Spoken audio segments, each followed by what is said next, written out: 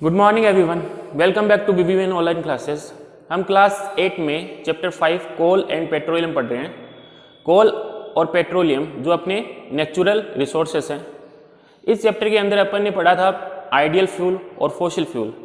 Ideal fuel किसे कहते हैं? जिसके अंदर कुछ कैरेक्टरिस्टिक्स होती है, जैसे कि हाई कैलोरीफिक वैल्यू, मतलब अमाउंट ऑफ हीट ज़्यादा होनी चाहिए, तब वो फ्यूल है वो कैसा होगा? आइडियल फ्यूल होगा। या easy to store, easy to transport, smokeless, जब अपन इसको हीट करते हैं तो उसके अंदर धुआं कम आए, ऐसे फ्यूल को अपन क्या कहेंगे? आइडियल फ्यूल कहेंगे। उसके बाद में अपन ने पढ़ा था फॉसिल फ्यूल। फॉसिल फ्यूल जैसे कि कोल हो गया, नेचुरल गैस हो गए, पेट्रोलियम हो गया, सारे क्या हैं? अपने फॉसिल फ्यूल है। ठीक है, और फॉसिल फ्यूल के बारे में ही अपने को इस चैप्टर में पढ़ना है। ठीक है, तो अपने पहला जो फॉसिल फ्यूल है कोल, उसके बारे में अपन ने पढ़ा था कि कोल कैसे बनता है। कोल एक मिनरल है।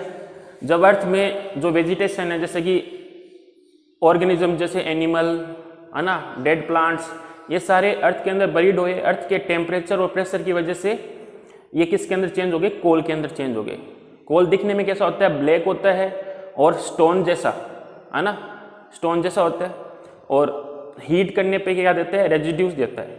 ठीक है, तो हाउ टू कोल फॉर्म आज पढ़ेंगे। How to coal form huge forest area buried under the earth before 25,000 year. 25,000 साल पहले क्या हुआ? जो ह्यूज एरिया है, मतलब फॉरेस्ट का, है ना, फॉरेस्ट का ह्यूज एरिया है, वो टेक्टोनिक मूवमेंट की वजह से या कुछ भी नेचुरल फिनोमेना हुआ होगा, उसकी वजह से वो एनिमल्स या फॉरेस्ट वो अर्थ के अंदर बरीड हो गए। अर्थ के अंदर बरीड होने के बाद में उनके केमिकल रिएक्शन हुई, किसकी वजह से? ह्यूमिड और हॉट कंडीशन की वजह से। अर्थ के अंदर हॉट कंडीशन या ह्यूमिड की वजह से कुछ केमिकल रिएक्शन हुई, जिसमें से एक है anaerobic bacteria. They were attacked by anaerobic bacteria. तो एनएरोबिक बैक्टीरिया क्या होता है बेटा? एक होता है एरोबिक, एक होता है एनएरोबिक। एरोबिक क्या होता है? ऑक्सीजन के प्रेजेंस में जो रिएक्शन करते हैं उनको बोलते हैं एनएरोबिक, और जो ऑक्सीजन के एब्सेंट में रिएक्शन करते हैं उसको बोलते हैं एनएरोबिक। एनएरोबिक बैक्टीरिया विच रिमूव, जिन्होंने क्या किया? हाइड्रोजन और ऑक्सीजन को हटा दिया, हाइड्रोजन गैस और ऑक्सीजन गैस को हटा दिया, तो जो बच्चा पार्ट है वो क्या बचा? सिर्फ कार्बन बचा। ठीक है ना, फॉरेस्ट जो अर्थ के अंदर बरीड हुए उसमें से हाइड्रोजन ऑक्सीजन को हटा दिया, जो बाकी जो पार्ट बचा वो क्या बचा? कार्बन। और कार्बन पे हाई टेम्परेचर और हाई प्रेशर की वजह से, जो अर्थ का टेम्परेचर भी है ना, अर्थ के अंदर टेम्परेचर भी और प्रेशर की वजह से वो किसके अंदर चेंज हो गए? कोल के अंदर चेंज हो गए।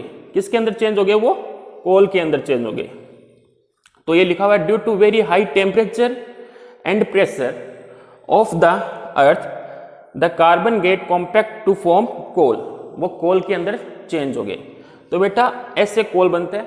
ठीक है, तो ये ध्यान में रखना। दोबारा देखो, huge forest area buried under the earth before 25,000 years under humid और hot condition, they were attacked by anaerobic bacteria which removed hydrogen और ऑक्सीजन।